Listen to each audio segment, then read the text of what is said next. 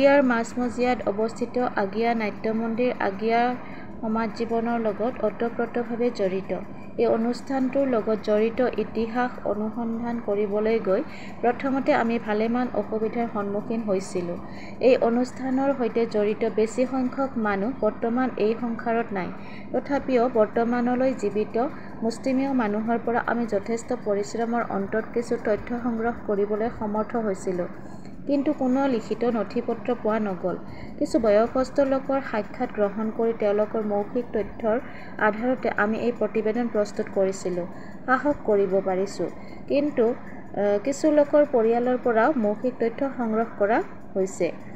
আমাৰ হাতত পৰা তথ্য অনুসৰি আগিয়া বজাৰত প্ৰফুল্ল দাসৰ দোকানত এটা ক্লাব হিচাপে আগিয়া নাট্য মন্দিৰৰ জন্ম হৈছিল। সেই সময়ত তাত যোগেন্দ্ৰ নাথ মেম'ৰিয়েল লাইব্ৰেৰী নামেৰে এটা পুথিভঁৰাল আছিল।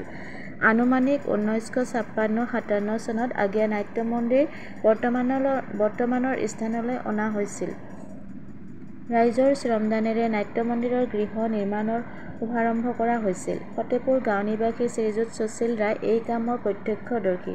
তেখেতে জনোৱা অনুসৰি 1956-57 চনত অষ্টম-নৱম শ্ৰেণীত পঢ়ি থাকোঁতে স্কুললৈ অহা-যোৱাৰ সময়ত তেওঁলোকৰ স্থানীয় ৰাইজক মাতি উঠাই কাম কৰি থকা দেখিছিল। ৰাইজৰ শ্ৰমদান আৰু আৰ্থিক বৰঙণিৰে এনেদৰেই নাট্য মন্দিৰ প্ৰতিষ্ঠাৰ শুভাৰম্ভ হৈছিল।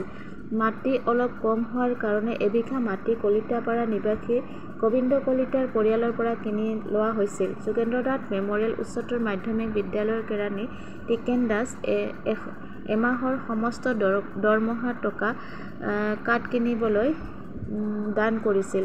ৰামপুৰ নিবাসী সূৰ্য মাষ্টাৰৰ পৰা প্ৰয়োজনীয় কাঠ কিনি ঘৰটোৰ বাটাম যোগান ধৰা হৈছিল। ধৰণীকান্ত দাস উলুপাৰা, হিতেশ্বৰ ৰায় ফতেপুৰ আৰু নৃপেন দাস নুপুৰ এই তিনিগৰাকী বন্ধু মিলি নাট্য মন্দিৰৰ কামত দেহে-কেহে লাগিছিল বুলি জনা গৈছে। ধৰণীকান্ত দাসে নিজৰ ঘৰ বান্ধিবলৈ অনা সূতা নাট্য মন্দিৰৰ কাৰণে দান কৰিছিল বুলি তেখেতৰ পৰিয়ালৰ পৰা জানিব পৰা গৈছে।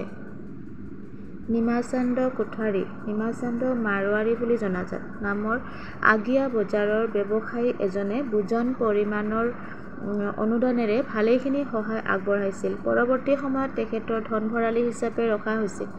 নৃপেন দাসে নিজৰ ইটা ভাটাৰ পৰা ইটা আনিছিল। তাৰোপৰি মালা মহাজন বুলি জনাজাত মলেন্দ্ৰ দাস বালিজানা, গোপীমোহন দাস কলিতাপাৰা, বীৰেন নাথ ফতেপুৰ, শ্ৰী হৰেশ্বৰ সূত্ৰধৰ চৌকাপাৰা আদি লোকসকলে দেহে-কেহে লাগি নাট্য মন্দিৰ প্ৰতিষ্ঠাত আগভাগ লৈছিল। প্ৰথমতে এটা আছাম টাইপৰ